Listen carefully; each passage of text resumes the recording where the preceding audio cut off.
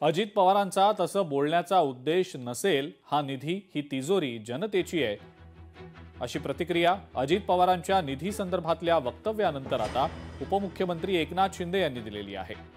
आमचा कोणता अधिकार नाही, आम्ही केवळ विश्वस्त आहोत। मात्र त्या वक्तव्यामधनं कोणताही वेगळा अर्थ काढू नये असं एकनाथ शिंदेंनी स्पष्टीकरण दिलंय। खरं म्हणजे बघा, असं ते बोलण्याचा उद्देश त्यांचा अधिकारांचा नसेल। हे सगळं जो काही निधी जो आहे, ही तिजोरी जी आहे, ही आपली जनता जनार्दनाची आहे। आमचं कोणाचं, आम्ही विश्वस्त आहोत। त्यामुळे असा कुठलाही मतितार्थ त्याच्यामधून काढू नये, एवढंच माझं आपल्याला सांगायचं। कळमनुरीमध्ये मंत्री मेघना बोर्डीकर यांनी सभा घेतलेली आहे। भाजप उमेदवाराच्या प्रचारार्थ मेघना बोर्डीकर यांची सभा होतीये।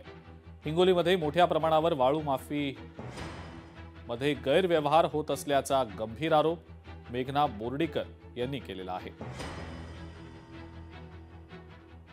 जागा देऊन त्या ठिकाणी शहरी आवास योजनेच्या अंतर्गत घरकुलं आपल्याला सुंदर असे घरकुलं या ठिकाणी देण्यात यायचं।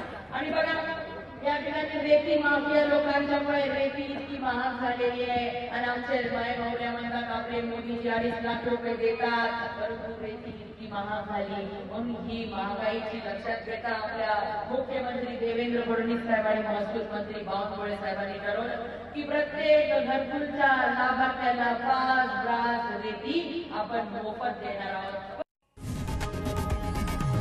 लोकशाही मराठी ऐका, पहा, जागरूक रहा।